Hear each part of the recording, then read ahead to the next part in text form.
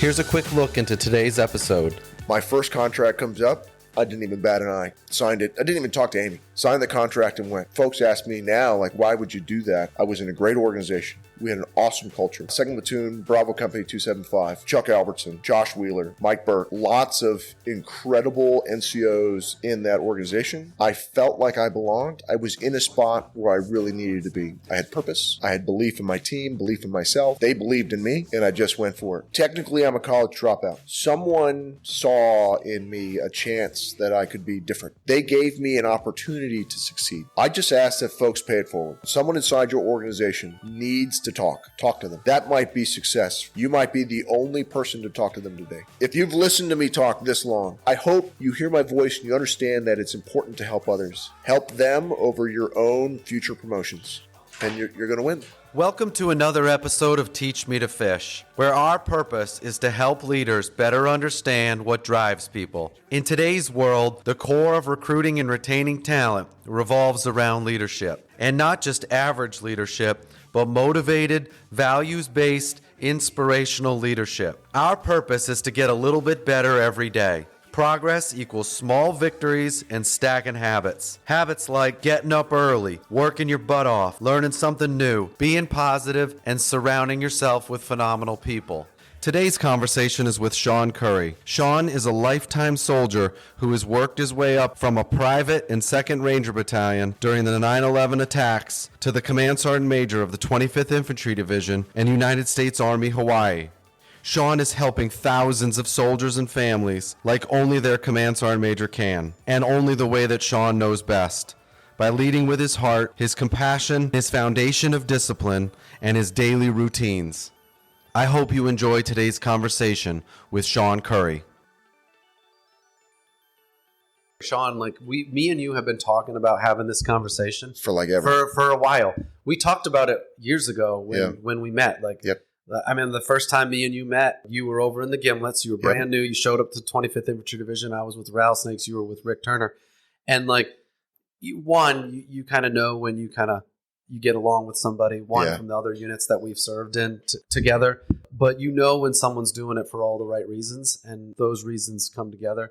So I've been looking forward to having a conversation with you and talk about, one, your story, more importantly, what it is you're doing today to help the soldiers, families, and everybody out here in Hawaii. But before we get into it, just real quick, tell us real quick who you are, and there's something that's waking you up every single morning, that North Star, that we're going to be talking a lot about this morning. For sure, yeah. So I'm Shaun Curry. I'm the Division Sergeant Major for 25th Infantry Division. I'm also dual-hatted as the U.S. Army Hawaii Command Sergeant Major. I'm partnered with Major General Evans. That job kind of encapsulates roughly 95,000 soldiers, families, and veterans across all the islands of Hawaii. So that's kind of the broad scope of who I am and what I do here in Hawaii. As far as the things what I wake up going towards in the morning, one is this kind of renaissance time of our NCO Corps and helping young NCOs achieve themselves. And it's an awesome opportunity for schools. And how do we power it down? All that knowledge that we've gained over the last couple decades, Yeah. The next would be H2F, health and holistic fitness. How do we help other people achieve success physically, emotionally, spiritually, socially, so that we can be better? And then lastly would be, what are we doing today to make us better in war tomorrow? Yeah. What does the warfighter really look like? Who are you? None of us have been to large-scale combat operations. Yeah. Right? We don't know what it'll look like. Mm-hmm. Just get back down to, did you do PT this morning? And that's a good step forward. Yeah. That's a perfect quick summary of everything that we're going to talk about here. And the conversation's going to go in any which direction that it goes. Yeah. I think it's important for people that are thinking about whether or not, do I already know Shaun? Do I know him from before? Do I know him from 15, maybe 20 years ago? Jeez. Or do I know That's you a totally from... different person. It is. Or I've never met you before. Yeah. You're a picture on the wall. You're the Division Command Sergeant Major. For sure. I have no idea who you are. I've seen your picture, but I want to know a little bit about who you are, what you're thinking. And it's hard at that level to communicate to thousands of people and say, this is who I am. This is what I value. This is what's important to me.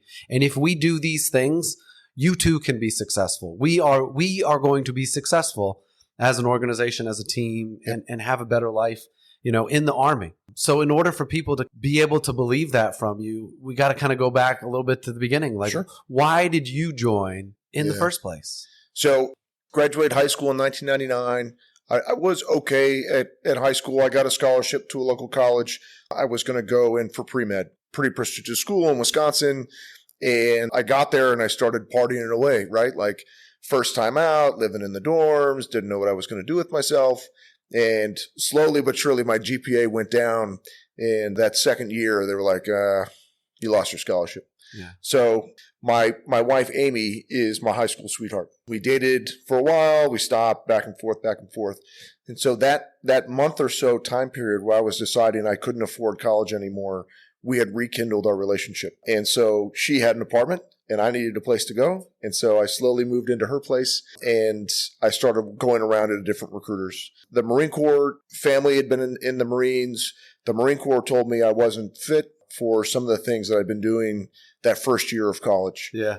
And, it really kind of hit me hard because I wanted to do something I needed something different, right? I was really kind of throwing away college. You had to get out of that had environment. Had to get moving. So I walked over to the Army. And you remember the old Ranger recruiting video with like the jumping out of the back of the helicopter, right? That's why I joined. That's right. And I'm sitting there and I'm watching it. And the guy goes, "What do you want to do?" And I said, I want to jump out of airplanes and blow things up. What is the hardest thing you've got?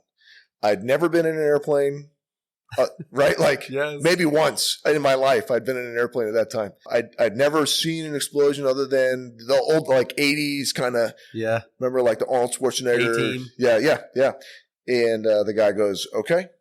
And he signs me up for an option 40 contract, which brought me right through basic training. What year was this? This was end of 2000. So I got to basic training in February of 01. Right? And so pre-war. Right. No one. Yeah, it's important to know the dates. There wasn't any conflict really happening at the time. It's still Eastern Bloc things happening, but less in the news. So basic training, February. My wife, my fiance at the time, and my mom come down to see graduation with our oldest, who was just a little one at the time, to see that. So you were engaged. We had a kid. Yep. And you're at basic training at Fort Moore. Fort Moore, yeah. And I must have did pretty good at basic training because they had me. Remember the Bradley? They've got like this infantry squad, demo squad. Yeah, I remember. And I'm still do it. Great. I love that part, right? And I'm all camouflaged up, and I'm in like this ghillie suit thing, and I'm trying to look tough, and I don't even know what I'm trying to pretend to be. And I'm running out of the back of this thing, and I run up to my wife and our daughter. It was just so awesome to see him. And I had achieved, right? I had succeeded. But it wasn't the first thing in your military career that you tried, you were successful. Yeah. I think there's a huge part of early successes in a soldier's career versus some early failures. For sure. And sometimes they get over those failures, but sometimes they don't. Yeah. I think early successes are important. It is important. But basic training wasn't all easy for me. No doubt. I had to learn some humility because up until that point, I'd been a pretty successful person. I made money, I worked, and I had college or education. But like I'd never shot a rifle before. And I remember writing letters back to my uncles like, hey, I don't know what I'm doing. And both of them had been in the service. And they said, just trust them. Trust the NCOs. They're going to get you there. Trust the drill sergeants. You know how many times I've heard that? Not just from doing these podcasts, but like in the Army, where people said some of the best new recruits are the ones that have never shot a rifle, have never done. I never shot a rifle until I came into the Army. Yeah. And I don't even own a gun today. Yeah. Yeah. And doing what the drill sergeants say and believe in them versus the people that come in that maybe are a little bit older that say they don't know what they're talking about. I know how to shoot. Those drill sergeants, particularly if you're looking at folks trying to come into the Army now, the drill sergeants we have groomed and molded are totally different from the guys and gals you and I had when we came in. Yeah. 20, 30 years of change inside of our Army. There is a style of communication that they are taught. There is a style of education that they are taught. And they can teach you the very foundational basics. I'm not big into sports, but the blocking and tackling of just being a soldier. Right. I was late today because I wanted to do hygiene. Yeah. I have to do hygiene every morning. It's just like a thing. It's Yeah. just, and before I came to the Army, I never had to shave. Yeah. But they told me every day, shave, shower, brush your teeth. And you'd think that these are basic things, but not everyone knows. They just Sure. kind of bring it back in. When I came in the Army, they told me I had to shave every day. Yeah. I didn't need to shave every day. Right. Like I didn't even. There was nothing on no my growth, face. Yeah. You know, Not even for peach several fuzz. days. Yeah. You know, if I went without shaving, I would not get in trouble. No one would have been able to know. That's right. They were just teaching you. Finish up basic training, and I head to airborne school. And at that time, there was a large group of folks trying to get into it's a very small class. And so they had us in these trailers for holdover. You know, this was, you had to starch your uniforms, the BDU, battle dress uniform, the green ones. You had to polish your jump boots. Or your combat boots. And we weren't allowed to buy jungle boots until we made it through RIP, Ranger Indoctrination Program. So I remember sitting on the porch, shining my all leather boots. Yep. And I was just proud that I could do the small things and that I had accomplished it. So we get into airborne school, and there's all like these stories. When you're singing cadence in basic training, you're singing about paratroopers. You're singing about Rangers. You're singing about going to war. And it never like really clicks until you're about to exit an aircraft for the first time. And that was a significant emotional event for me. Not scared, but just proud that I could do this thing that no one thought was achievable. Yeah. You know, that I became a member of that organization, that culture. Finish airborne school, and we're waiting for what we know to come is the cadre from RASP now, Ranger Assessment Selection Program, to come get us from airborne school. The distance is about 2.5 miles from where your barracks are to where the Ranger barracks are. They made us wait until like 2 in the afternoon. 2 in the afternoon, Fort Moore, Columbus, Georgia, and this was June, and it's hot and humid. And we're in our best uniform, so we can look our best. Yeah. No one told me to show up in my grubby uniform. And this deuce and a half, this big Army truck pulls up. You know, hey, who's here for the Rangers? Everyone's there. Everybody else is gone because they all have orders. And Everybody's gone. They're gone. Families are all gone at this point. At that point, there's like 40 of us. The adrenaline has worn off. Yeah. The day, your success in the day is gone. And they make us huck the duffel bags and rucksacks into the back of the truck, and then that thing takes off. And I remember the Ranger in the back. He's standing in the back of the truck, and he's looking down at us. Right, big chaw in his mouth. He goes, "Better not fall out." And we ran in formation in at that point my best uniform. Yes, the 2.5 miles uphill into the Ranger compound, and those boots weren't broken in for running, and my uniform had like 15 layers of starch in it, which doesn't breathe when it's hot. Yeah. So by the time we get there, you know, probably a heat cap, and then starts the indoctrination. That year was the black beret to tan beret changeover, and they held over 3 classes. We started Ranger Rendezvous. You might have been at that one. So Ranger Rendezvous is the annual collection of all the Rangers. And at that point, we didn't know it was going to be the last time that every Ranger in the regiment would be home for Ranger Rendezvous. Wow. I think they're at a point now where folks are finally back. Yeah, a majority of folks are able to attend now. But for almost 20 years, that was the last time all the Rangers were in one spot. I'm not even in the class yet. They've got a huge formation, something like 500 folks, and we're there to be the details. For rendezvous. We're doing KP, we're doing kitchen duty, taking out trash, making sure the kegs are full, like all that. Yeah. And as soon as rendezvous is done, the very next day starts RIP. And we go from like 500 Muldoons through the process of the indoctrination down to something like 120. And every night you're getting up, God knows what hour. They call you downstairs. You get in formation. Who wants to quit? Keep your heads down, eyes closed. And I now know that there's a psychological thing happening where, you know, the cadre will go, we got one. Mm-hmm. And then because one person has quit in confidence with their eyes closed, real or not, other folks now start doing it. They start dropping. They start testing their drive, their mettle, their commitment versus compliance. Yeah. Did they join because they were committed to the craft, to the profession, or were they just trying to get an airborne contract out of it? Because they weren't really handing out airborne contracts at the time. Yeah.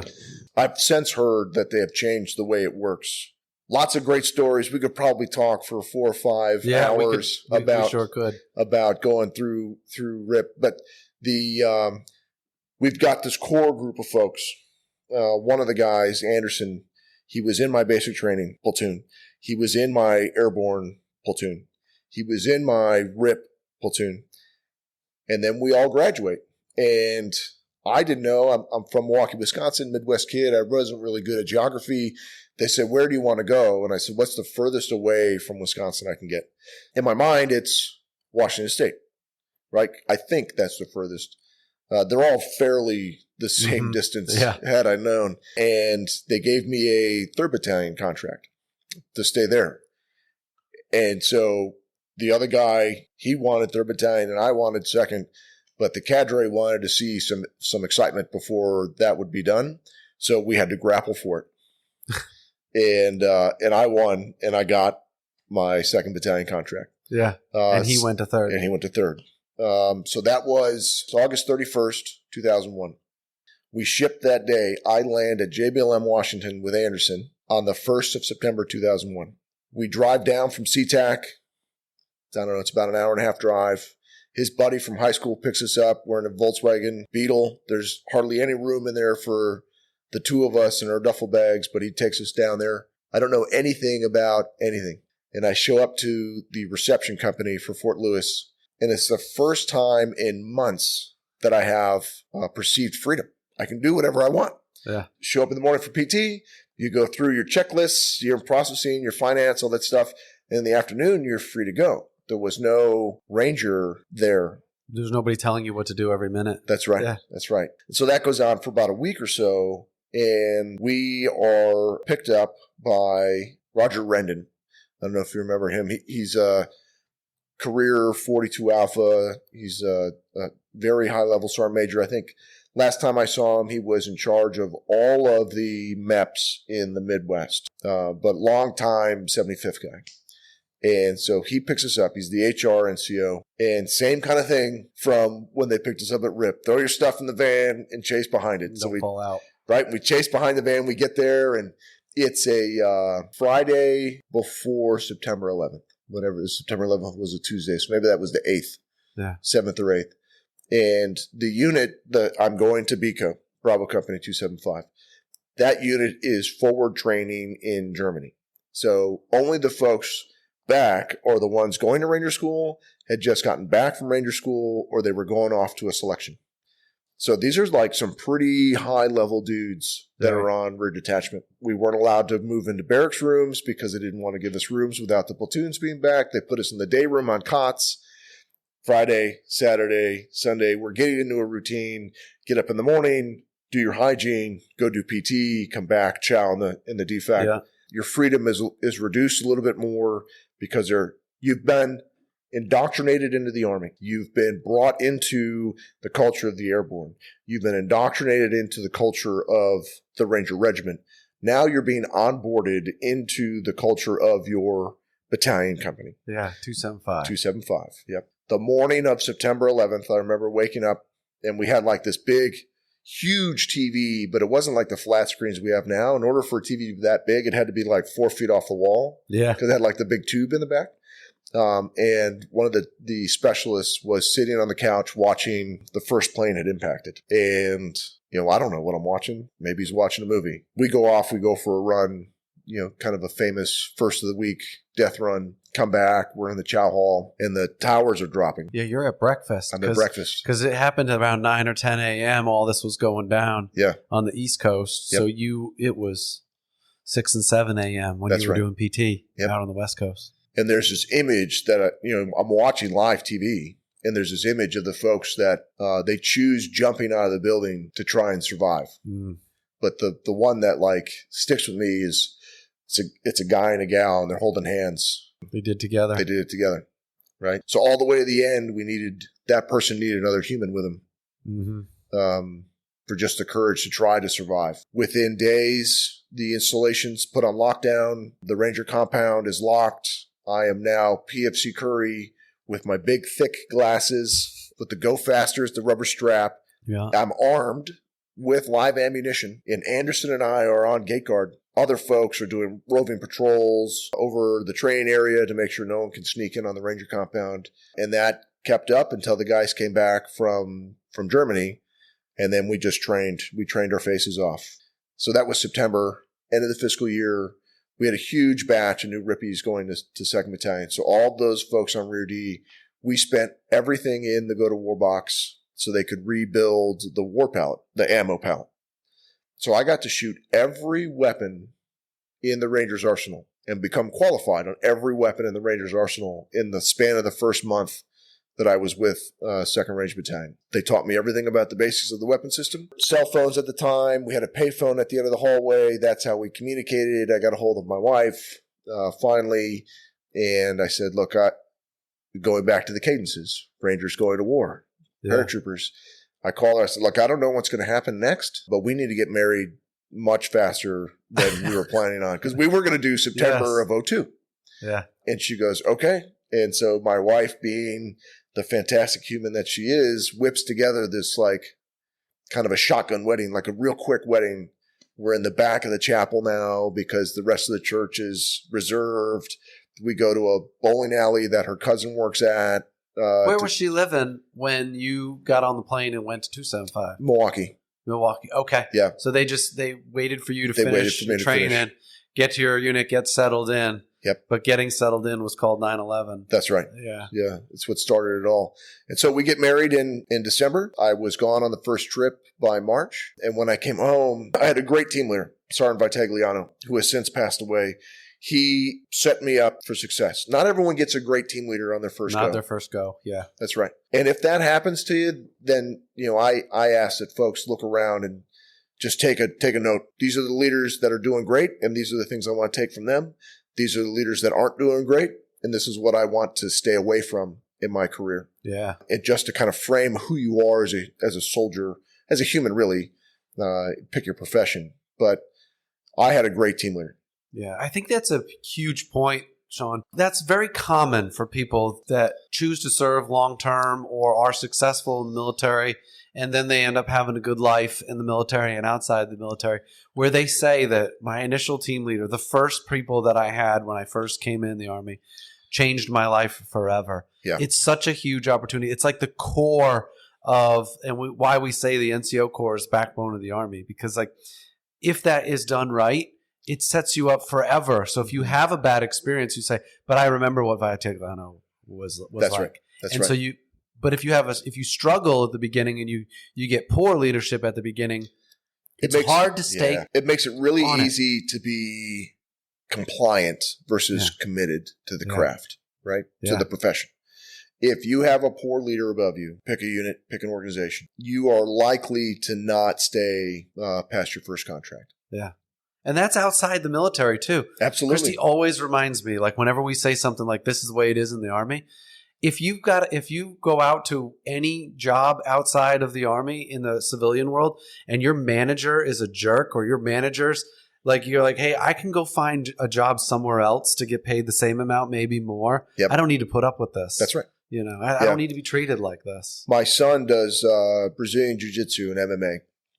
And had it not been for his first coaches being mentors, strict but pliable, he wouldn't be doing it today. And he started that when we were at Fort Moore in 2014.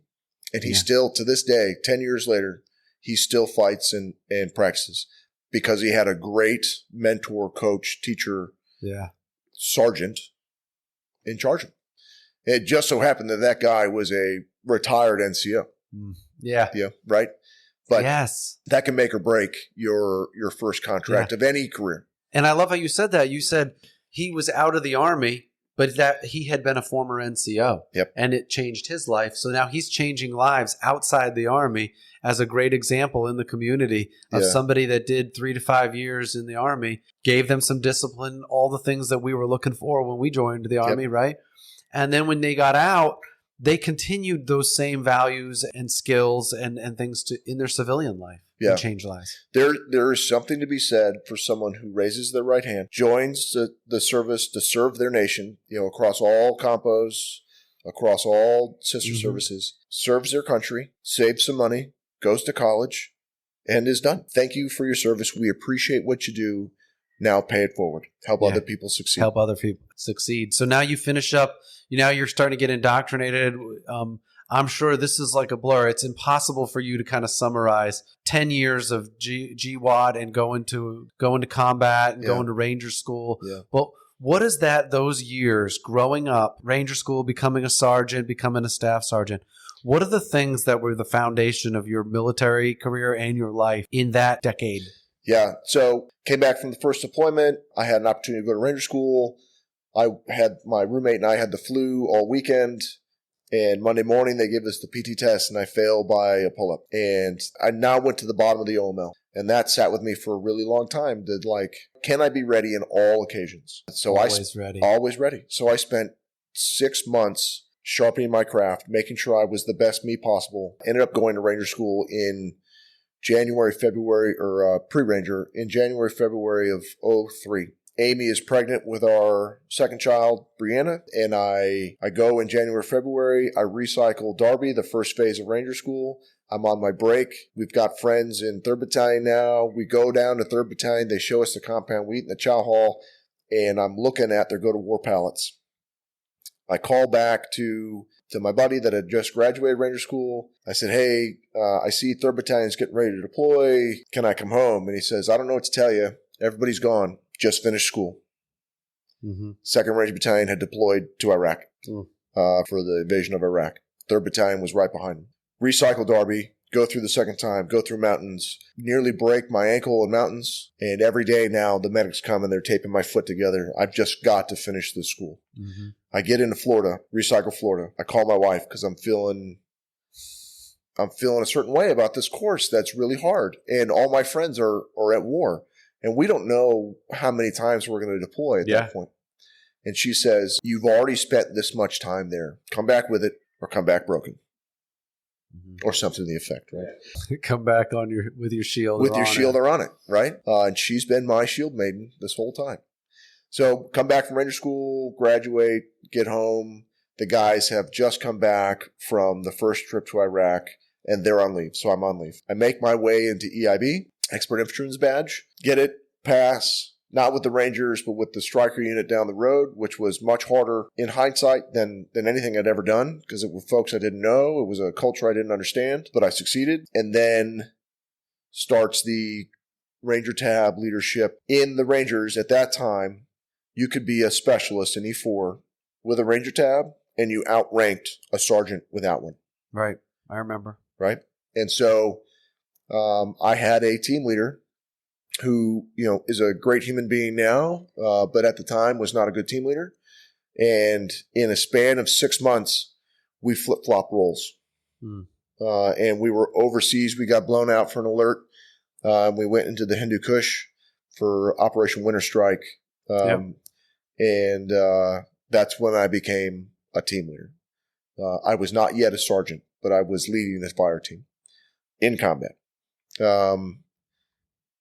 And it was just about taking care of folks. And I didn't know how to be that, whatever leader the Army says a sergeant is. We got back. I went to basic leaders course. What is basic leaders course now? And they taught me how to counsel a soldier for betterment, right? I'd already been a team leader for 6 months. Yeah. I just didn't know how to help people kind of cultivate, to pull out life aspirations, right? And so that's when I first learned to do it. While I was at BLC, the unit deploys again for another quick reaction. Over this span of time, Amy moves houses by herself into an apartment. Now, let's fast forward through to reenlistment. My first contract comes up. I didn't even bat an eye. Signed it. I didn't even talk to Amy. Signed the contract and went. And, folks ask me now, like, why would you do that? I was in a great organization. We had an awesome culture. Second Platoon, Bravo Company 275, Chuck Albertson, Josh Wheeler, Mike Burke. Lots of incredible NCOs in that organization. I felt like I belonged. I was in a spot where I really needed to be. I had purpose. I had belief in my team, belief in myself.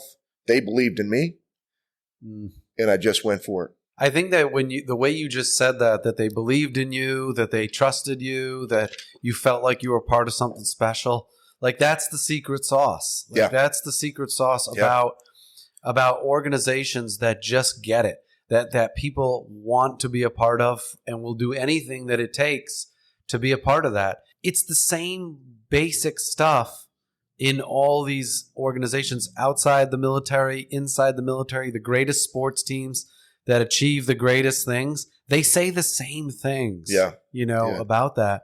And now that you've been a part of it, now you've seen the magic, you've seen behind the curtain, you've seen what it takes.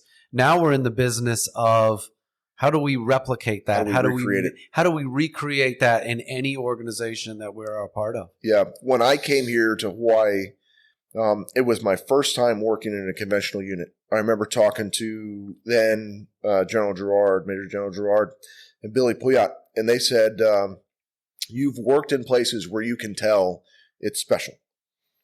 It's like if I could trap it, it'd be lightning in a bottle, right?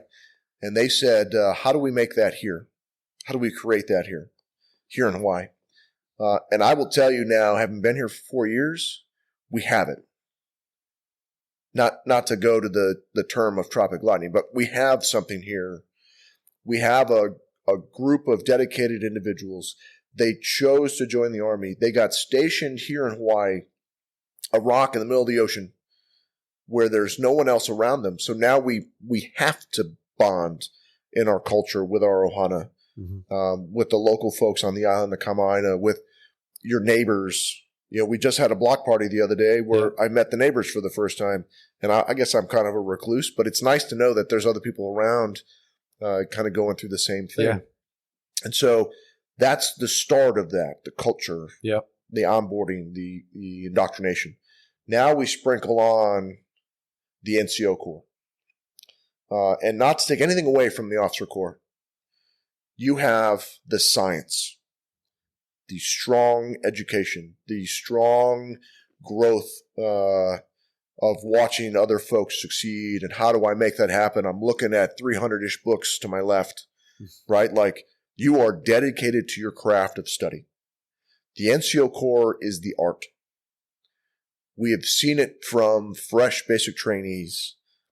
We've watched 30-year-old specialists, and we can mold them all into a functional team. It doesn't have to be a fire team. Could be an S1 shop, a section. If we go along the current path, and I tell you that there's been some discussion at much higher levels is what's going on with the NCO Corps. And I think, I won't fall on my sword for it, but I will tell you there's something happened to the GWAT generation.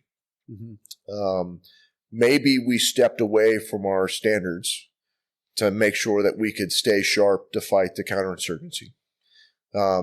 That doesn't negate the fact that there are young people out there who still need a great sergeant. And so what I'm seeing right now is a renaissance, a resurgence of the NCO Corps. They're reading, they're writing, they're on podcasts, they're doing videos. They're using their means of social media to talk to folks about being a good leader, standing up for your people. And so every day I'm watching them. Last week I went to the basic leader course graduation. I had to go to another engagement, so I went early while they were at rehearsal. And they just want to know, what do I need to do to be successful? One of them asked me what book to read, and I said, all right, there's 2 books. One is Legacy. I love this book. Do you have it up here? Yeah, right here. Yeah. It is the most read book in my library, Legacy. Has nothing to do with the services. It's about the All Blacks, the rugby team. And same kind of thing. You got to onboard them. You got to lead them with the heart. You got to have a purpose. You have to have a mission. I love it. And so I told them, read that book. Yeah. And the other book, because we're in the Pacific, is White Sun War. I don't have that one. It's a future fiction war where our peer adversary comes east. White Sun War, the campaign for Taiwan. It's, I think, all the tech we have now. He, the futurist, thinks, what would we have in 5 years from now? Yeah. And then the two adversaries go to blows. Is that a Peter Singer book? It is Mick Ryan. I'm mostly an audiobook guy now while I'm doing PT or going back and forth to work. And I started listening to it. 15 minutes later, I knew I was going to finish that book. Yeah, and I've got lots of books I haven't finished. Yeah. Yeah. But so that book, to tell them the severity of what's in front of them. I love it. Right? That is our purpose. That is why we are here in the Pacific. Yeah. To answer the call of our nation, if needed, and our partners to go west of the international date line in support of our partners there. That's got to be there every day. And the other one, it's just a book about sports leadership. And if you pick nothing up out of that book, then you didn't read it. There's so much goodness that comes out of legacy and planting a tree that you'll never sit under its shade. There's so many things that can be translated from sports and good cultures towards the military and so on and back and forth, military to civilian world. For sure. You started talking about the renaissance of NCOs and getting back to the basics and like the things that sergeants and those need to be. What you have this huge opportunity to be helping not just the soldiers, the NCOs, the families, this opportunity to help them have a better life, to help them be more prepared, to help them be more lethal, to help them be, better at whatever it is that they want to do or prepare them for what is with their life, which is then going to help us with retention. Yep. People are going to want to stay. Yeah, they're going to want to be a part of it because they've seen the things that you've done or the life that you have. And then it's going to help with recruiting, right? People are going to see that if they send their kids off to the military and they get to be a part of this organization, they will come out better on the back end. Yeah. What does that make you think of, as the CSM of the 25th and out here in Usarha to say, man, what an opportunity. And what are the things that you're kind of doing right off the bat? Yeah. So the first thing in my mind for helping folks achieve success is there is no better time to go to a school than when your sergeant and your first sergeant say you're ready. I know that you're in 196 and JP Marcy is coming up here soon. But if a soldier or a sergeant major comes to me and says, Curry's ready for Ranger School, my option is send him to JP Marcy or send him to Ranger School. That's not even a question in my mind. Send that person to Ranger School. Mm-hmm. They're going to come back a totally different individual. And we need that. Yep. We run aerosol here on the island. That's probably a different discussion. We can send you to aerosol school when you come back from JP Marcy. There's a class in December. But a leadership school, just send them. The next thing is for the senior NCOs to get down and talk with their people. Get off the wall. Lincoln would say, get out of your ivory tower. Yeah. And you mentioned earlier the face on the wall at the PX, right? I took 2 command photos, one with a big cheesy smile, right, that I love, and the other one is, again, me with a smile, because no one wants you to be the grumpy guy on the wall. Yeah. The reason why I keep doing this, 14 combat deployments, multiple times in and out of the hospital. I did 30 days inpatient at Walter Reed, lots of things. The reason why I stay now is maybe 1 5-minute conversation can spur a thought in a young person or a team or a platoon that helps them survive 5 minutes in combat. Yeah. You can do a lot in 5 minutes. Yeah, a lot can happen in 5 minutes. Right? Mm-hmm. And so I talk a lot about health and holistic fitness, being healthy or knowing that you're not working towards success. Incremental gains, you talk about that a lot, being 1% better every day. So did you work out this morning? And if the answer is no, did you move your body? Yeah. Right? Or did you purposefully do recovery, to make yourself better for tomorrow? What social interactions have you had this week? Yeah. Here it's easy in Hawaii to kind of you stay in your barracks room because everybody is on East Coast time. So when you get up for PT, you send a text and you don't have anyone to talk to throughout the day. You and I, we think a social interaction is face-to-face or in a crowd. Yeah. My son plays video games and his social interaction is on his gaming system. These are people he's met throughout the 20 plus years of us bouncing around the Army. Yeah. He's still connected with his people. Still connected. What are you giving back to your local community? Are you volunteering? Are you, as simple as doing police call? Yeah. Is it, am I taking care of the local land? Here in Hawaii, it's a lot easier to say, did you take care of the Aina today? Yeah. What did you do for the land? And then what are you doing for yourself emotionally, spiritually? Are you meditating? Spiritual doesn't have to mean religious. Right. Are you taking the time to reflect on your day? It's easy to talk about physical fitness. It's hard to talk about social and emotional fitness. Yeah. We were talking earlier, my morning routine, I get up in the morning, usually around 4:30. I go and take care of my dogs. It's my first act of selfless service, taking care of my animals. And then I meditate. I do some breath work to get my heart rate and everything down. And then I meditate for 20 minutes. And then I do hygiene and I go to work. I go to work out. Yeah. It's been my morning routine since I left Walter Reed in 2016. Yeah. When you got a lot of these habits, a lot of times when people say, yeah, older folks, people have habits. Usually it's because something happened in their life that forced them to be more disciplined, whether it was their health, whether it was being wounded, or whether it was, you got to a certain stagnation point in your career where you said, I have to do something different. Yeah. I got to get more disciplined. I got to learn new things. I got to do this. I got to get better at certain things. And then you get to it. Our younger folks, they say, all right, wait. Can you rewind the tape a little bit and talk about the things that you went through that forced you to become more disciplined, that forced you to think about things like acts of kindness and acts of gratitude and journaling, because our younger soldiers right now, not all of them have all the things that we have. For sure. Families, dogs, animals, they don't have medical problems. They never were shot. They didn't have to spend 30 days at Walter Reed. Yeah. Can you pick out one of those or two of those like areas that forced you were doing things a certain way, but it forced you to do it differently, and now you have habits as a older service member? Sure. I'll take my time as a first sergeant. 2014, I've been selected through Ranger Assessment Selection Program Level 2 to be a first sergeant for the 3rd Ranger Battalion. Coming out of HRC, HRC was kind of my break period after being wounded in 2011. Get down to 3rd Ranger Battalion, which is a really hard place to break into. Yeah. Right? Their social construct, they just have a really strong community connection. And as an outsider, it's hard to connect. And I needed social interaction. How do you break into an organization when you're new? You show everybody that you can do the standard. So I was a master sergeant on staff and I think I did about a year or so, year and a half.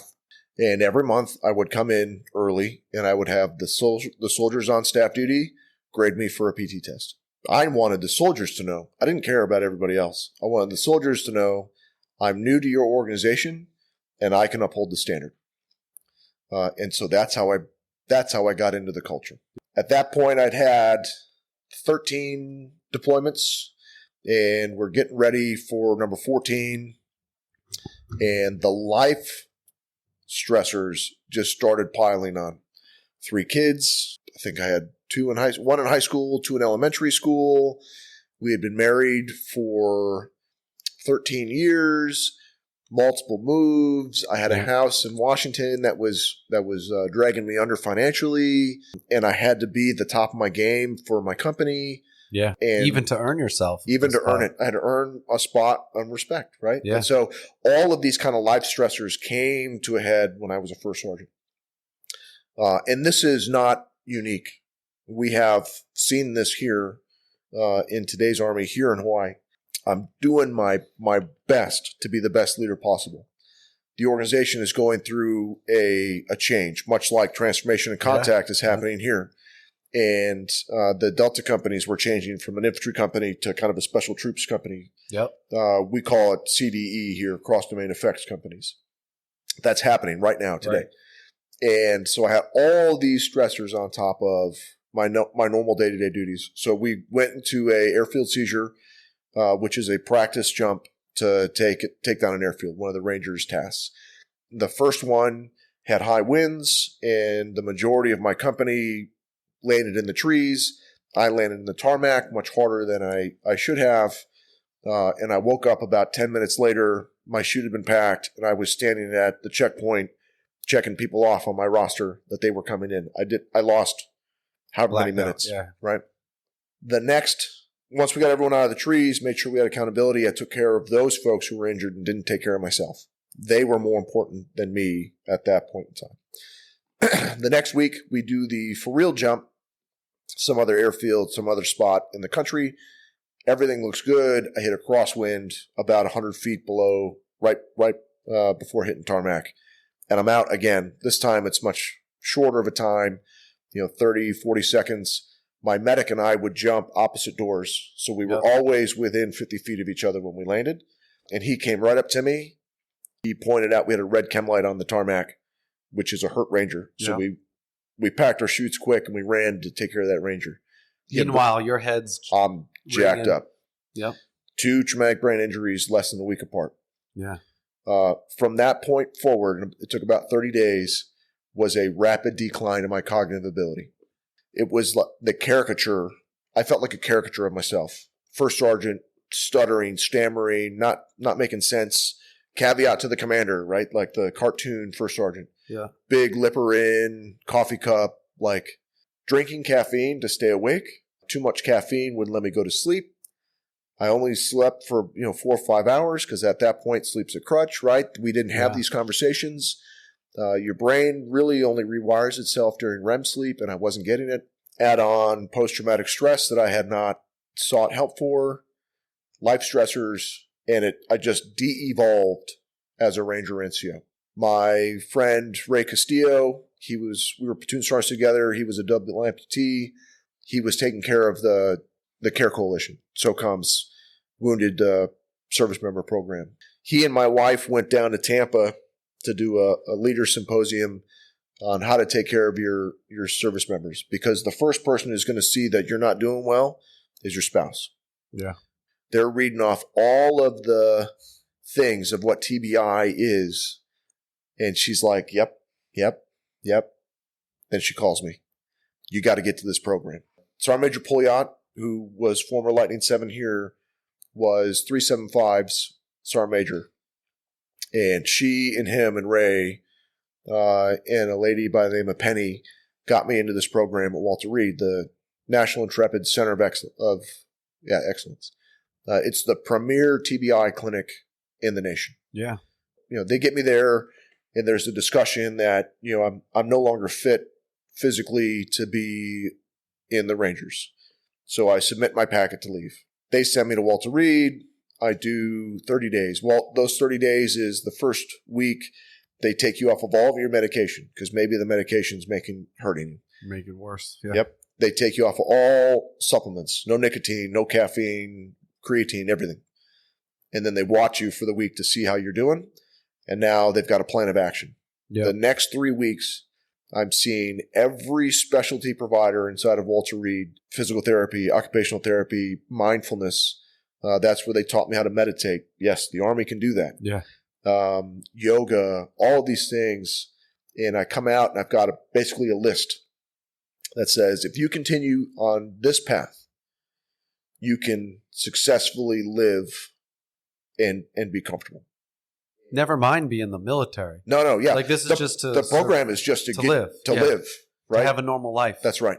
And when I came back and the doctors talked to Penny, who was my nurse care manager, they said, he's doing pretty good. He might not be able to stay in the Rangers, but he can stay in the Army. And so I was the first one that she had sent that stayed in the Army. Everybody else retired after that. Yeah. Wow. And it just kind of changed the way that organization looked at sending somebody through this program. And now folks are going through. Yeah, this isn't where you get sent to then just go get out of the military. That's right. This is where you can maybe refine yourself, rehabilitate, and continue to serve in some capacity. Yep. Yeah. And so that was really kind of the tipping point for me. And so here, when I was working with Colonel Rob Shaw in 3rd Brigade, the Broncos here in the 25th, we came in together, I think, in 22 as a command team. In the first 6 months or so, we had a lot of senior NCOs and officers, get suspended. Unfortunately, we had a few relieved. Many of them were able to go back. And we started looking across our leadership timelines of who is in the most risk. Yeah. Who is in the most risk and has the most influence? And it's the master sergeant population, the sergeant first classes that are first sergeants. And what we figured out was by nature of the way the Army's working right now, we have sergeant first classes that are first sergeants. Right. They're not quite trained like Specialist Curry, being a team leader without knowing how to counsel. Sergeant First Class Curry had not been to Master Leaders course. He has not been refined yet to be in that position, but he's doing it because the Army needs him to do doing his best. That's right. If that happens, you could be a first sergeant. Now you can pin on your Master Sergeant rank. You put on your diamond as a first sergeant. You could be a first sergeant for up to 50 months. Yeah. That's a long time. Same stressors. Young kids, moving houses, moving to Hawaii, trying to take care of your organization. Maybe you're not taking care of yourself. Colonel Shaw allowed us to start a program called Project Maximo. Maximo is basically what I did at Walter Reed, just plopped inside of the brigade. Yeah. And that's right down here, right down the street. Right down the street. Yeah. Yeah, I can see the building. Right next to Sergeant Smith Theater. That's right. Yeah. Yep. And so what we do, what we have created is a 30-day program that you take that person, officer, NCO, out of position. They hand over their cell phone to the next person in line. It's okay. That young person can learn how to do the next job, Fallout 1 drill. And they were reporting to the brigade sergeant major. They would do a whole lineup. So the provider did a Ranger School physical plus a cancer screening. Cancer's popping really hot for us in our peer group, yours and mine. Mm-hmm. They see the physical therapist. They do an initial screen to see where your aches, pains, injuries are, and then they walk you through motions to see where your sticking points are. Maybe you broke your ankle 10 years ago, and now it's affecting the way you run. The way you run's affecting your hip. You don't want to run anymore, right? They see the behavioral health team for just a conversation because not everybody is prepared or ready to have a discussion about their mental health. Usually that leads to sleep, talking to somebody about sleep and talking to somebody about stress. And the goal for me is that opens the door for people to talk about their emotional well-being. Yeah. They see the chaplain for spiritual, not because it's a religious thing, but because the chaplain is really tied into all types of spiritual programs to include meditation and social, where they go out and I ask them to do some sort of volunteerism. So up to date, we've run about 40 or so NCOs and officers through this program.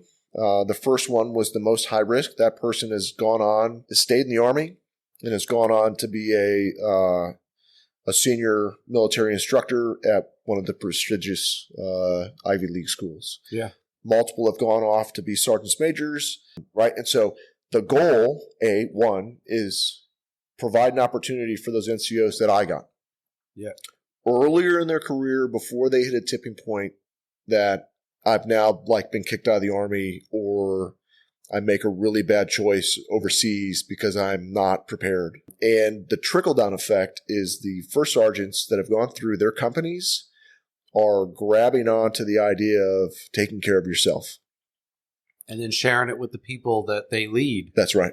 Yeah, I think the one common thing about all these opportunities that have been created in the Army and outside the Army, right, is that once you put the right people through it, they take it and they go replicate it. We've seen it before, right? We have the trainer. This Maximo is just another example of how if you build it, they will come. And then the right people, if you put the right people through it, they will go out and they will become advocates for it. They will go out and share it with the people. More importantly, they will lead the people that they are leading through it, demonstrating what right looks like for the people. And that's how we create lasting change, is through demonstrating it to our younger generation. And the younger folks see it at an earlier age, and it becomes part of their life. That they don't even realize that they've been doing it since they were young enlisted soldiers or young lieutenants. Yeah. I mean, imagine a world where your first team leader not only checks to make sure that you've shaven this morning, but that you did some sort of reflection before you came in for the day. Mm-hmm. Right? Like early in life. 20 plus years later, you're now a division sergeant major or a brigade commander or a division commander, and it's just a way of life for you. Imagine what you could achieve if you paid a little bit more attention to yourself earlier. There's so many things that you could be far more prepared for. But every day, I get up in the morning and I do my normal routine. I'm thankful for my wife, and then I look west. We have an adversary that is west of us. Every day, probing the lines. And we have to be prepared for that every day. And so maybe today's preparation is, did I journal? Did I look at what I did yesterday? Did I find something I wish I had done a little bit better? And what am I going to do to make myself better there? I was listening, I cheated earlier. I listened to one of your podcasts before coming over. And you were talking with Dr. Trivius about helping folks get ready for BCAP. Yeah. You're not going to become the best you in a week's prep. You just are you. Yeah. But over time, I don't write very well. I know that because I write the way I speak. And if you've been listening, right, I ramble a lot. I just kind of go back. Sometimes I circle around. I aspire to be a better writer. So every day I write a little bit. Yeah. And most of it's garbage. I just throw it out. But I'm trying to be better at that so I can tell our story. Yeah. The NCO story. Yeah, I think, Shaun, what it is what in the future, what you really want to be is you want to be a better communicator, period. Yeah. Some people communicate and receive information well written. Some people through audio. Some people, they have to see you face to face and they want a face to face conversation. Yep. There are people in this world that are good writers that are poor communicators. Right. There's lots of different ways to communicate with your leadership, and it could be text messaging, face-to-face, written, emails, and published works, right? Yep. You take all those things. But at the end of the day, command teams are either effective communicators or ineffective communicators. Yeah. And you've got to figure out how to be a more effective communicator with the people that you are around. I think you're an effective communicator, the way that you do it, because I can see it in the people that are around you. The people that I run into at the commissary, at the PX, out doing PT, the people that have served with you before, they remember the things that you told them. They remember the way you made them feel. Yeah. And they remember the things that you taught them. And then they say, I learned this from Shaun Curry. Yeah. We've got another leader on the island, General Van Antwerp, who would tell me, what feeling do you want people to walk away from? Like, what do you want them to carry away from the conversation? I just want people to know that we care about them. I can be an NCO and tell you you're in the wrong uniform, but I care about you. That's why I'm telling you. Yeah. And that care, I need you to apply somewhere else down the road with dignity and respect. The other day I was indoors and I saw a young service member hit a vape inside, and we made eye contact. He knew who I was, and he was then ashamed that happened. Well, I went up to him afterwards when we were outside, and I said, look, I love smoking cigars. Everyone knows, but I can't walk around this place smoking cigars. Yeah, walking up and down the street or doing it in the library or in the conference room. That's right. And so it's not appropriate. I need you to not vape inside in the same space. I can't do that. You can't do this. Not appropriate. What I could have done is, laid the wood on the young man and made him feel small. But I took the time to have a short conversation, and then I hope that he had a great Labor Day weekend. Yeah, I think that's important. That there's a lot of folks, whether they're junior officers right now or they're junior NCOs, and they say things like, I'm having a hard time making corrections walking up and down the street. Yeah. Rolled up sleeves, uniforms are inappropriate.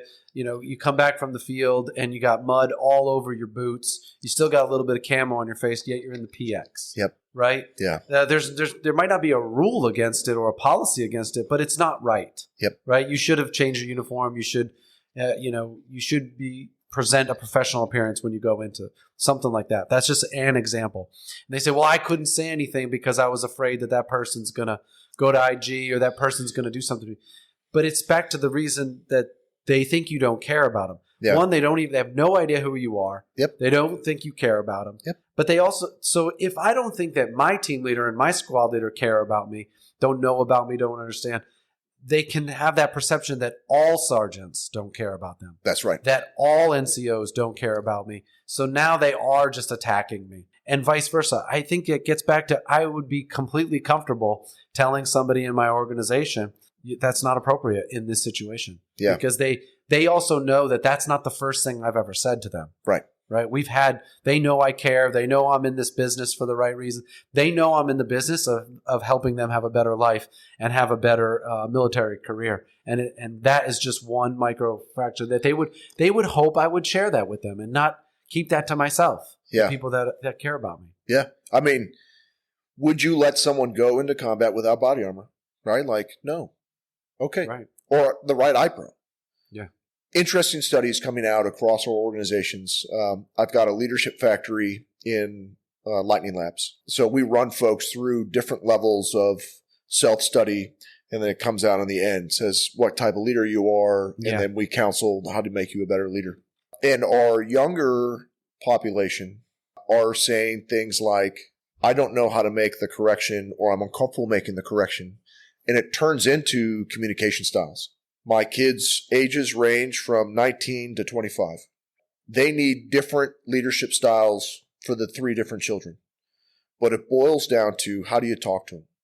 And if you grew up in a world where text was your primary option, and maybe you went to high school and COVID happened and you missed 2 formative years in your development as an adult, now you are just used to communicating between a digital wall. And now I see an infraction that my basic training drill sergeant or my team leader has told me is an infraction, and I need to make a correction, and I'm used to telling you over my text, make a change. But now I have to do it face to face, and I'm untrained to do that. I have not had my reps and sets to have face to face communication. That is very interesting to me. So what we've done as an organization, what we've done to kind of help shape that is we've added and you may have already heard, we do a morning parade now where we do an inspection in the morning. An NCO or a leader is looking at a soldier face to face. It is the first step in learning how to do face to face communication. Yeah. There's another formation later on in the day. It's up to the units. They decide. And they're going to do the same thing. They're going to check that you're in the uniform of the day, and they're going to talk to you. We're testing ourselves. We're training ourselves. You're showing them how to do it right. That was the first thing that started coming into my mind when you started talking about that was how did we get comfortable with it? Every morning you'd walk outside in your formation, and we would look at your boots to see if they were shined. Yep. We would look at your uniform to make sure that it was starched appropriately, head to toe. Yep. And if something wasn't right, you just made the correction. Right there. And you said, hey, this needs to be fixed. Where's your dog tags? They're upstairs in my room. Okay, go get them. Yeah. Go get them. And it wasn't like, an F down session. Sometimes it was. Sometimes. But if it became a pattern, right? But it was like that just became the norm, which was how to do an inspection. USER NCO Academy is run by Sergeant Major Miller.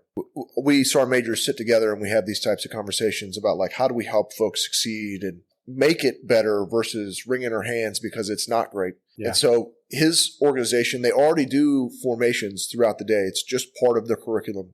Yep. And what he's added is cadre member teaching and inspection. So now we just graduated, I think, 88 out of the class last week. Those 88 newly minted NCOs now know the standard. They have practiced face-to-face communication with their peers in an intellectual safe space. And they can go out into their fire team section and do that comfortably. Yeah. As soon as they get back to the unit, they're ready. They're ready. Mm-hmm. So that's how do I get down to the basics? And I love talking about brilliant the basics and doing the right thing. We used to call them battle drills, warrior task and drills, whatever we're talking about. You would rehearse until you got it right. Great teams rehearse until they get it right. Phenomenal teams rehearse until they can't get it wrong. And that was a thing pre-GWAT that I really enjoyed. We just drilled and drilled and drilled until we had it correct every time. Yeah. Then we got to a point where we were so comfortable during the Global War on Terror doing those things that we thought only the war stuff mattered. And it does. But it's not the only thing. Yeah. Now we're in a kind of a transition period where we have a threat to the West. We have NCOs that are learning the standards and how to conduct those standards. It will take us some time to be perfect, and that's okay. It's knowing that it takes us time. It's just getting back to the small things in life, right? Yeah. Like, what do you do in your morning to make sure that you are the best you intellectually, physically, emotionally? Yeah. Right? Morning routine. Your morning routine, whatever that is. Mm-hmm. Now, what if 20-year-old Curry and LeClaire had a morning routine that made them the best possible so they could step in front of their troops to be the best team leader, lieutenant, whatever? You're leading with your true self. Now I can see like just in the back of your head, like all I see is this like training calendar. Yeah. Like I remember every single day in the platoons, we would run to the end of the hallway and there was a training calendar for the next day. And it would say, 6:00, wake up, 6:05, take out the trash, 6:10, and it just went from top to bottom to 6:25 out in PT formation, 6:30, salute the flag. And it was that level of detail. Mm-hmm. But if you missed something, it got added to the timeline the next day. That's right. We've seen the training calendars get smaller and smaller to now they're like the whole day is like one block. And to what detail? Like, what am I doing? What level of detail do we have, teaching them? We think that we can make it smaller as you get older, but the younger folks, they don't know. They don't know all those ins and outs. What I want to do right now is I kind of want to lump two categories kind of together, which is like we've been talking about the renaissance of the NCOs and the brilliant and the basics, but we are also trying to balance being really good at warfighters. Yeah. Right? We have to be warfighters. We're getting ready to do pathways. You're doing transformation and contact. Yep. There's a lot of things changing in our Army. How do you be brilliant in the basics and at the same time be phenomenal warfighters and try new things? Yeah. What are some of the things that are kind of standing out to you right now for that in those two? Someone used to say the wars are won between the hours of 6:30 and 9. I think it's one of the former SMAs, right? And so what that is your morning routine, PT, and then fueling the machine, right? We are athletes. We need to treat ourselves like athletes. Our sport is combat. When we get those first two steps done, now I can use my intellectual side to do things like innovate. Our generation, we might be stuck in the way we've always done it. We've got young people in the service that are bringing in a level of education. No one taught me about data literacy, but you've got young officers that are coming out of college that probably took 2 or 3 classes on data literacy. They're going to use Power BI to change the way you look at a training meeting. Yeah. They're the innovative soul. They have this draw, this kind of pull to, well, why do we do that? And it's not to be condescending, tell me why. It's they need to understand the root problem so they can think about it in a different direction. Yeah. When you allow folks to use what they've been taught in a safe, intellectual safe space, right? That's a place that I can think out loud without being criticized. You will see phenomenal change. Oh, yeah. The Army gave us this thing called the Steed, right? And I think I was quoted by saying it's a futuristic wheelbarrow. Well, it's much more than that, okay? It was designed to move casualties across the battlefield with one person, where it used to take a full squad to move a casualty. Yeah, right? Security, carry, right? Throw them on the litter, all his gear. That's right. So now you can move that weight, roughly 600 pounds, with one person, 2 security, and I've got 3 people that can move the casualty, right? That's what it was designed for. We gave it to one of our battalions, 227, no fear, down the street here at 3rd Brigade. And in a matter of months, they turned it into a way to move a communication platform. So I don't have to be tied to a tent. I could just load up all of my computers and my radios and everything, and I can pull it behind a truck, and I can stop, and I've got, boom, I'm up and running. Yeah. Right? They took it, a mortarman was like, I'm sick of carrying the 81 and the 120 around. Load it up. How do we make it faster? He configured it to carry the large mortar systems plus rounds plus base plate, and now one person can move it as opposed to the entire section. You can move it much faster. You can offload. You can shoot. You can load it and move. Right? That was a soldier. That wasn't us. Yeah. That wasn't even the reason why it was. They're still a mortarman. It's still a communicator. They have to be brilliant in their basics of how do I wire this thing to make it fit inside of the small platform. Yep. They're using the things that you and I did every day, that they do every day, and they're applying a learner's mindset to the equipment. Transformation and contact is really how do you become built for purpose. Just because the MTO says that, right? Just because your organizational structure has always been the same, is it really what you need right now? Mm-hmm. And for most of us, the answer is no. Just because I've always had X amount of soldiers doing a task, what if that task was done faster? You have a meeting probably weekly in your organization, right? For you to have that meeting, you've got maybe 6 levels of staff, 6 different staff officers creating a product for that meeting. Yeah. In order to create that product, it takes anywhere from an hour to 3 to refine the product, because no one wants to give their boss an unfinished product. Yep. Right? Oftentimes we let great be the enemy of good, right? They're spending that much time, and maybe they've got down tray staff. Now they're doing the same. They're feeding upwards. We get to a point where, what am I doing? What am I causing my folks to do? And am I wasting time? Someone inside your formation is thinking, I'm going to make this faster. And they're waiting for you or a leader in their organization to say, go ahead and try it. I'm awfully comfortable doing the things I've been doing, because I can walk into a formation and I have the instinctual intuition from my reps and sets to just execute. Yeah. You've got young staff officers and NCOs. They're like, I can make this so much faster if only they let me. Yeah. How are they starting to take some of those things that they're learning and incorporating into the exercises, and doing it with their partners, and manifesting readiness, like not just here at home station, because we're changing the way, home station training is becoming more effective, but now you're more prepared, you're more lethal, and you're immediately able to take it like what the Broncos are doing right now, and immediately take it and implement it in another country, forward in the region, doing it with our partners and allies for real right now. Yeah. And that's they call them strategic corporals. There is a young NCO, young officer training with a foreign partner today in Indonesia, showing what we've been doing here, home station. By the way, Hawaii has one of the best home station training locations. The only other one that comes close to us is Fort Drum, based on the size that they have. Yeah.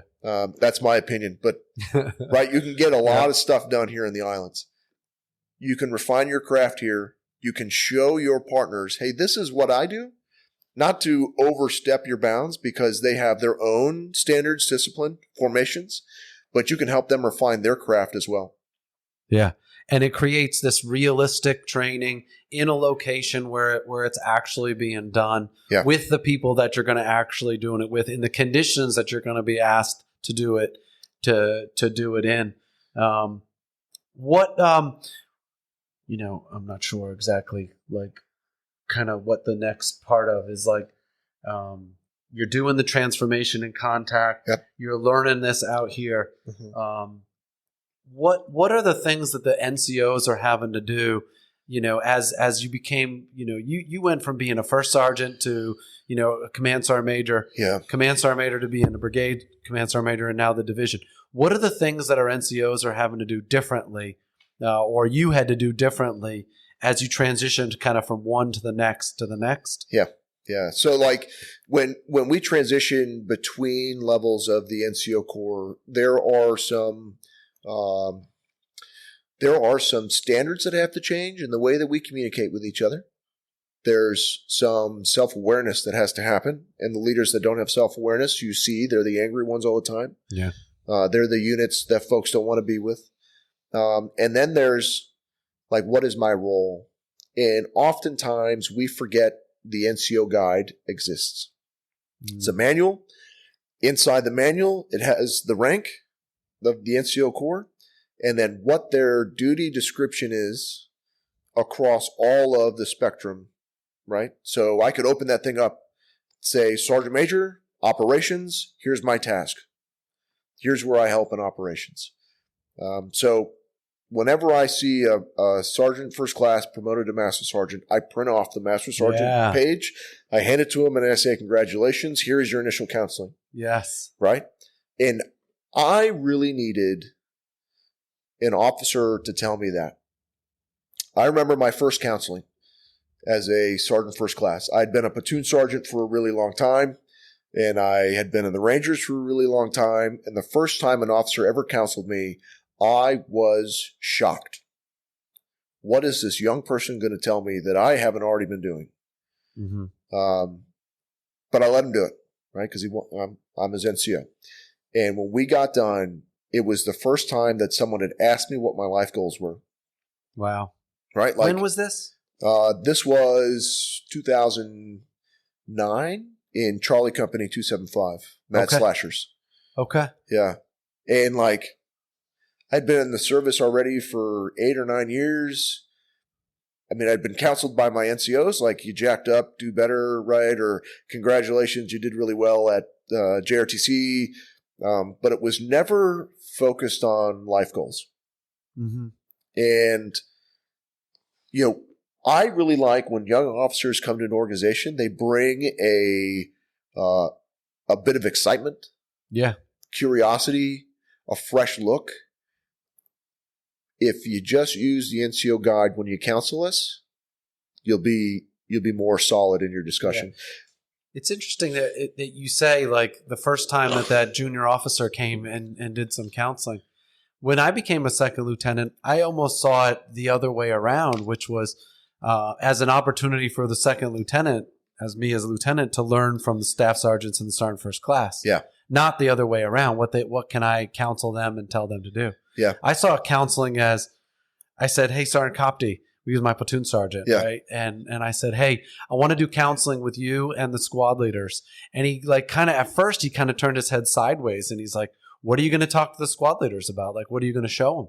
And he goes, show me what you're going to talk to them about. Yep. And when I put together, like, the paper, or the counseling form, and it was like, what can I be doing better as the platoon leader? How do we better as a platoon operate in Fallujah?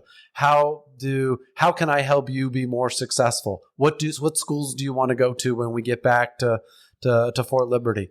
And then he looked at it and he went, oh, okay. I'd be curious what they say, you know? And then he's like, when can we do it with me? And it was like, and he saw it. Now we see what we're doing here. It's not Lieutenant Leclerc telling Sergeant Copty what he needs to do better. It was, how can I do better as your platoon leader? And they saw it as counsel, and it was a two-way street. Yep. Yeah. Counseling and communication has to be two ways. Otherwise, it makes people feel small, and no one wants to feel small. Yeah. It's the same way with when people say, you're the brand new battalion commander, you're the brand new brigade commander, you're going to counsel your command sergeant major.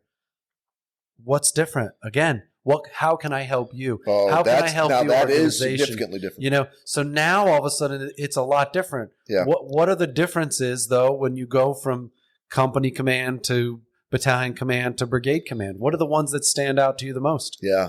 The first is size and influence. So when you're in a company, you've got, I don't know, 100, let's say 150 for an infantry company. You can know everybody in your company. It to the point of, like, you could probably identify them under nods when you walk around. Yeah. Under night vision. When you transfer, and you're really focusing down and in, you're training your squads as a company, two below, right? And you're mentoring your platoons, your platoon leadership, so that they can one day be whatever success is for them. When you go from company to battalion, for an NCO, that is maybe one or two companies. Then they go to the Sergeant Major's Academy. And it's the first time in an NCO's career that they get a chance to invest in themselves and a break from the operational force. You know, what did you do between company to battalion? Oh, yeah. Yeah, we had from company, you went to ILE, you went to Command General Staff College. Yep. I went back to the Ranger Regiment for a Yep. while. But you had these like built-in breaks to then go get education, maybe get healed up. I got ACL surgery, Yep. during that time. So you had a chance to kind of get your head right and your education right before you went off to be a field grade. Yep. And as a field grade, you were on a staff of the organization that you would further on to, right? Yep. And so you're learning how to be a staff officer, how to lead a staff. Watching a battalion commander. Yep. Preparing yourself for it. And then you go off to another school, Mm-hmm. and then you come back and you're a battalion commander. Right? Yeah, and a lot of times some form of what we call now a broadening assignment. Yep. Where I went off to ROTC, but people go off and some people go to the CTCs and they need to learn a little bit more war fighting, or they want to learn a little bit more about something. And they go off and do a broadening assignment. Extra refinement. Yes, extra refinement before you become a battalion commander. Okay. Mm-hmm. And so that NCO finishes his time, 2, maybe 3 companies, had some broadening time, Sergeant Major's Academy, comes out of the Sergeant Major's Academy, and now they're a Sergeant Major, Sergeant of Majors. Mm-hmm. Right? Yeah. And I was lucky enough to have worked on a staff as a Master Sergeant, so I kind of knew my place. But young Sergeants Majors, no one tells you how to be an officer major. Yeah. Right? The school teaches you how to think broadly, how to be strategic level. Mm. It doesn't teach you what an operations sergeant major should do. Right. Right. And so I was lucky enough to be selected out of the academy to go work at 5th SFAB at JBLM. And so my first battalion commander there was a 2-time battalion commander. The sergeant major who was in charge of me, 2-time battalion sergeant major. Every one of those folks was really senior, and they showed me what I could do, what I should do as an operations sergeant major. But more importantly, they showed me what a CSM does. Yeah. They showed me by example. An operations sergeant major's job is to make sure that the staff is moving in the right direction. They have clarity from what the commander's telling them to do, commander's intent, and that we are driven in the same direction. That's kind of the gist. Right? They're the ones that find problems and they solve them. They're a go-to person. When I moved on to be a battalion CSM through the CSL Select, I had never been a battalion CSL, but I knew what it meant to be a leader. Yeah, and you got some good examples to have. Great examples, right? And so I had, Colonel Turner, who was the best partner I could ever ask. He taught me how to be a CSM. He taught me how to be his CSM. Yeah. Right. And then Colonel Bernay, who's I think getting ready for he should be getting ready for CCAP. Yep. Right. Mm-hmm. He taught me different leadership styles. Mm-hmm. A CSM's job is to be a chameleon, to help the organization succeed, because you have a commander. Mm-hmm. Help that commander succeed. Yeah. Right? And the people inside the organization, I think, to help them understand the commander, to help them understand the environment, only like a sergeant major can. We provide clarity to the lowest level, right? Because you spend a lot of time with your commander. So you hear how they think, what's important. You're in all those meetings. Yeah. You know who's not in those meetings? First sergeants, right? Mm-hmm. And so at that point at the Gimlets, where we were neighbors over there, we wanted to be the best partners in the brigade and the best organization possible. So we started a social media blitz coming out of COVID. Folks were coming back into training. We went to JRTC as a brigade. Yep. And we made sure every week we found a soldier inside of the battalion that we wanted to celebrate. We made them, the Gimlet of the Week or Light Fire of the Week, right? Mm-hmm. And now folks, we're bringing them from the barracks out to us in formation. We're finding the ones who are doing great. We're celebrating that. We're seeing the folks that aren't doing well, and we don't attack them. We train them. And I'm trying to be the best partner for you possible, right? Yeah. I remember a bold move after the defense, right, at JRTC. Yeah. Now, I'd never done a defense. I'd never seen what a defense was, but I knew that we had to have interlocking sectors of fire, just like a large patrol base. Yeah. So before the Geronimo came to get us, I walked into every position, checked the sectors of fire, and we were locked in, to include our foreign partners. We were all locked in tight. And if I remember correctly, you pushed forward, right? Yep. And we were within one bulldozer away of capturing Geronimo. Yeah, pretty much. Yeah, like Yeah. you know, because every defense has an active reconnaissance mission going. Yeah. You don't just sit stagnant in the defense. As soon as you guys went into the defense, we went on. We were conducting reconnaissance on the next objective. That's right. That's right. And at that point, Geronimo only has enough people Yeah. to do one thing at a time. one task at a time. As they were attacking you, Yeah. there was nobody covering Covering the Sugar flank. and Gordon. Yeah. No, Yeah. there was no one covering Sugar and Gordon. Right. There was no one there. So when we went there was no one there. And so then we had to pull back. Yeah. Yeah. But that's being great partners. Yeah. Right? Yep. You know, sometimes it's sharing the load of the task. Sometimes it's making sure that you're doing the basics of your job, which gives somebody else freedom of maneuver to move out. You know, that's being the best warfighter possible. Yeah. I think. And then transitioning then from battalion CSM to brigade, no break for me. Right. Right. Again, we as officers, we get another break. Yep. You know, we go to the war college. We go and do another year of education. We do another form of a broadening assignment. Yep. But some right on to staff. But you get time to prepare to become a brigade commander. You get time to think about it. Yeah, you get time to think and how it's going to transition. Yeah. You walked across the street. Literally. Yeah. You walked down the street. Now, luckily for me, we got to stay here in Hawaii. My children got to graduate high school from Leilehua down the street here, where your daughter graduated from. Yep. Last and my year, son. and your son. And so it was good. It's the first time I was stabilized after leaving the Rangers. I'd moved every year since then until I got here to Hawaii. The change in thought pattern there is, how do I be the best partner in the division and across USERHA? We have a lot of units here in Hawaii. Yeah. And we support each other a lot. Not just in the division, outside the division. USERPAC, Yep. Indo-PACOM. There's a lot of people here that are your teammates that weren't you're not used to that. You don't see them in formation. You don't see them with the same color guide on and colors. But these are absolutely your teammates. It's critical. All around. That's right. That's right. And so now how do I do that? And then train the down trace for a brigade is now, battalion to companies. And there's more of them. So how do you reach them? And by the way, we're spread all over the Pacific. So how do I reach everybody for as far as, right now I've got people in Indonesia. How am I influencing folks in Indonesia if I'm a brigade sergeant major? Yeah. Right? Because you're not going to be just there. You've got everyone all over the place. So that was fairly difficult. And then, I had a great commander there who allowed me, once we had mutual trust and mutual understanding and I understood his intent and end state, then we used mission command theory and we just rolled with it. Yeah. We were innovating before anyone told us to innovate.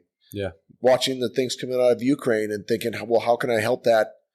How can I help my folks see that so I can execute in the Pacific when required with our partners? Yeah. Colonel Suhoff used to do game tape reviews, right? Like, you played sports growing up. You would do your event, whatever it is, and then the next day or the day after, you'd be watching the tape of your play. Yeah. Right? Well, he had tapes of the Ukraine fight, and they would study battles before going into an exercise. Yeah. Right? Just game tape review. This is how my enemy fights. No one told him to do that. But as a battalion commander, squadron commander, he had the ability to make influence and change inside of his organization. He reached his audience. Yeah. And then I was, I'm lucky enough to have been selected to be the division sergeant major here. The nominative process for senior NCOs is tough. It is hard.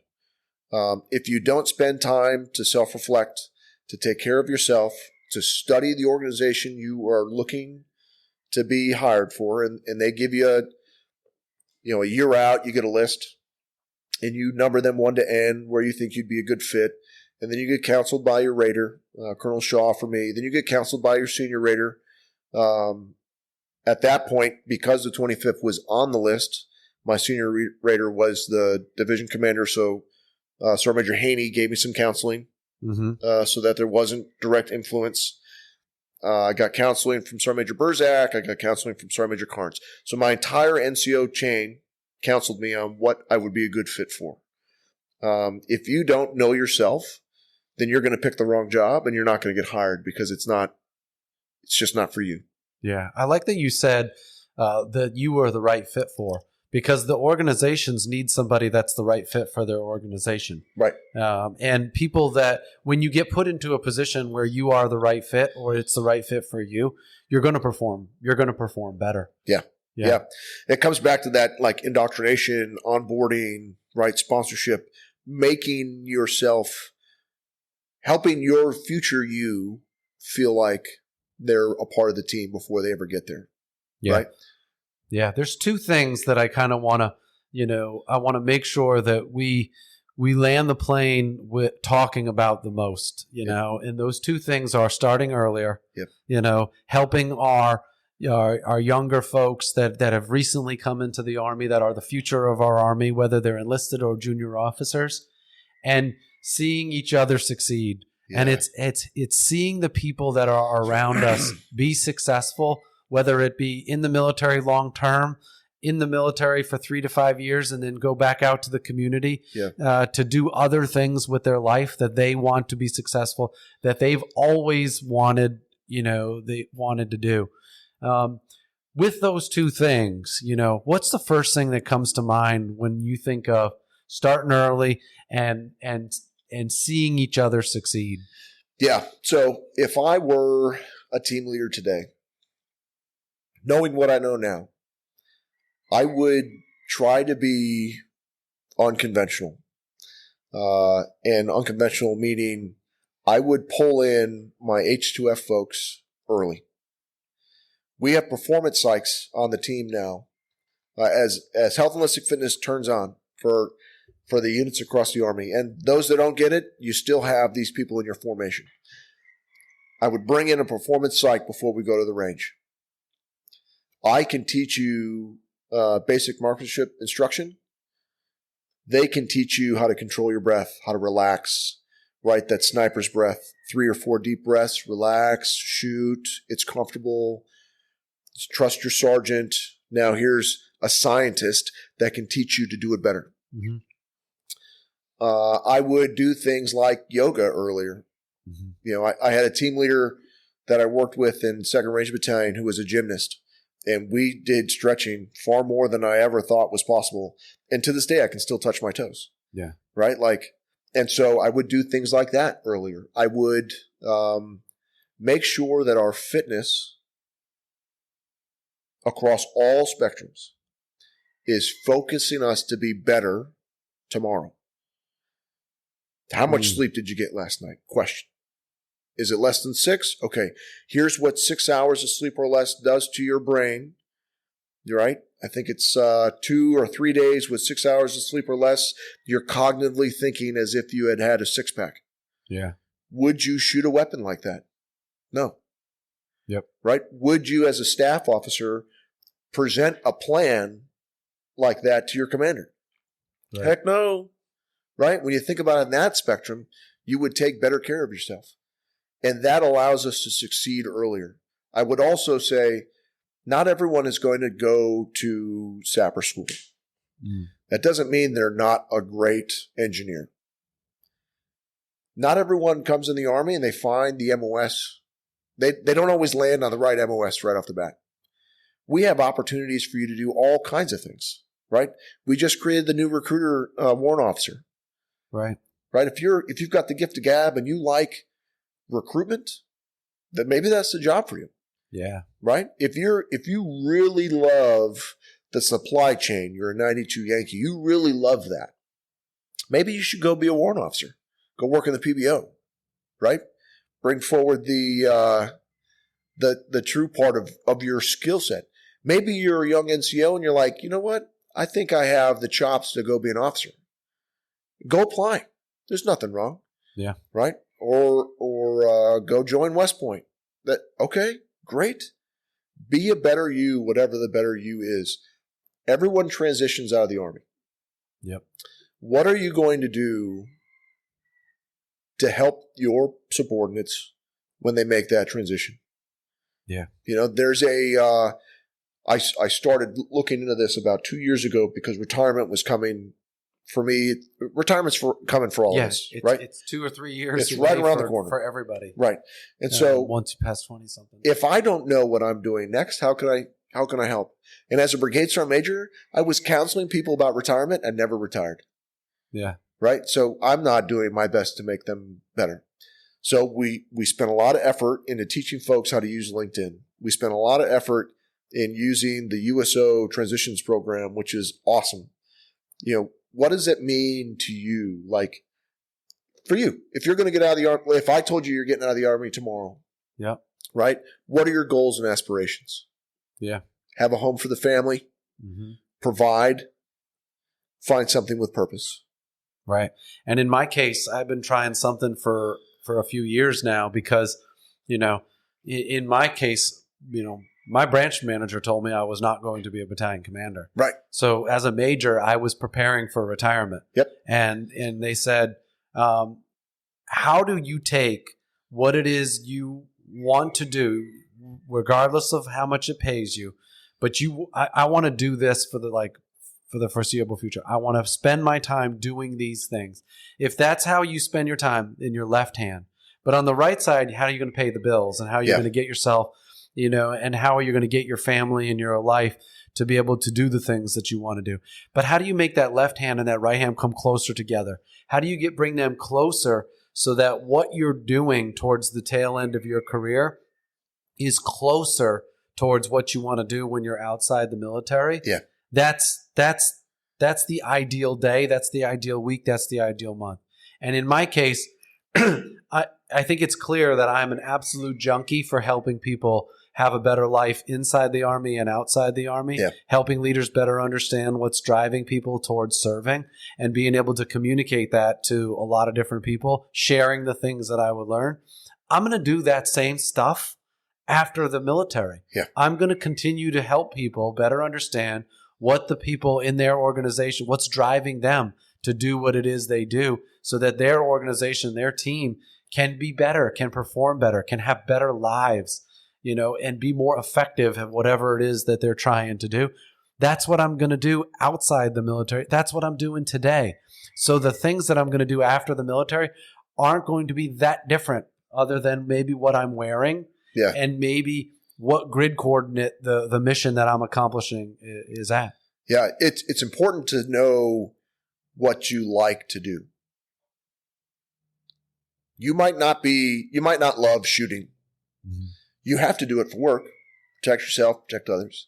But maybe you're not going to go out and run a range, right? Mm-hmm. And being honest about it. It's all part of that self-reflection, that meditative time. What did I like about today? What did I not like about today? Yeah. And if you do that enough times, you're going to start to see, right? Like there's a book, The 5 Love Languages. I like spending time, right? And I don't like gifts and all the other things. I just like to spend time with folks. Okay, well, I like that. And I know that because the last month I circled the things in my journal that gave me joy the day before is that. The next thing that gave me joy is helping others succeed. Yeah. Right? I went to the Sergeant Audie Murphy board or Sergeant Audie Murphy Club. They did a ball the other day, a dining in. And I was asked to be the guest speaker. And I'm not a member of that club. They are the top 2% of all NCOs in the Army. You might study for a promotion board for a month and get your next rank to sergeant. Yeah. These folks study for a year to achieve entry into this club. Yeah, I'm familiar. And they are the best. And so how do I talk to these folks? Because I'm not a member of their team, Right. right? I just talked to them about being appreciative. And at the very end of this event, we presented their entry to two folks that had just completed the board. That made my whole weekend. Yeah. Right? Like, I'm in the middle of moving and it's kind of a pain, right?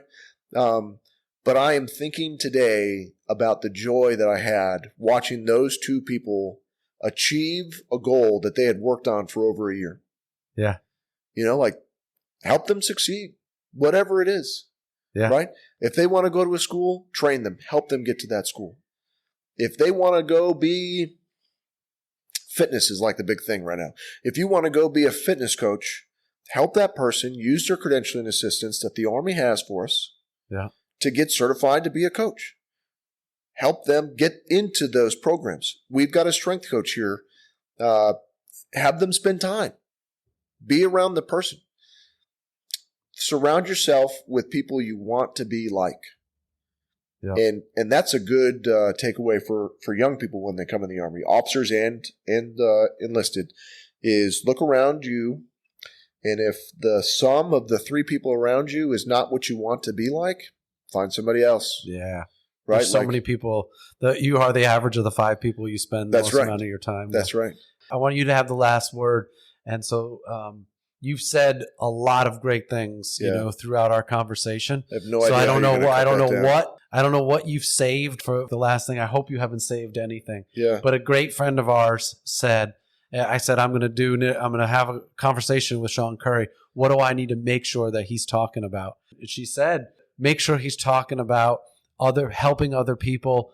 And you started at the beginning, seeing each other succeed and seeing other people succeed. Yeah. So if you could kind of finish us up on when it comes to seeing other people succeed, because she said like that's what Shaun's superpower is helping other people succeed and helping other people find inspiration.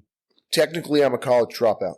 That's part of my journey as an adult. Someone saw in me a chance that I could be different. And for me, it started with my first team leader, but then it grew, squad leader, platoon sergeant, right? And then friends. They gave me an opportunity to succeed. I just ask that folks pay it forward. Someone in your formation, someone inside your organization needs to talk. Talk to them. That might be success for that person. Look around your formation. You might be the only person to talk to them today. Someone gave me that opportunity. I didn't know I needed it, but I did. So now you've got to pay it forward. If you've listened to me talk this long, and you know that I hope you hear my voice and you understand that it's important to help others. Help yourself. Help others. Help them over your own future promotions. And you're going to win.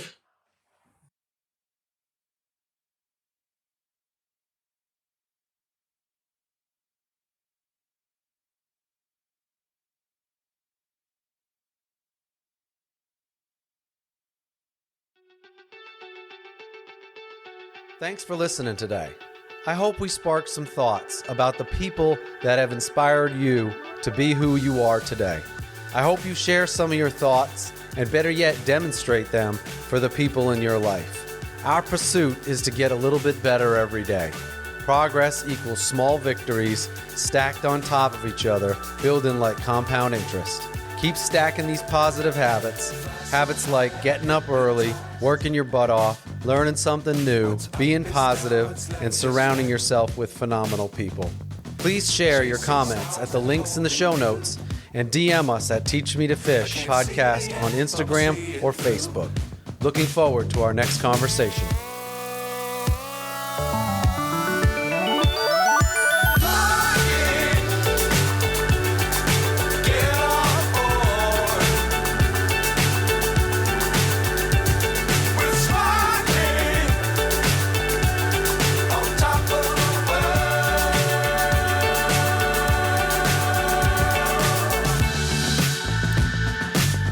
Times don't fly too high.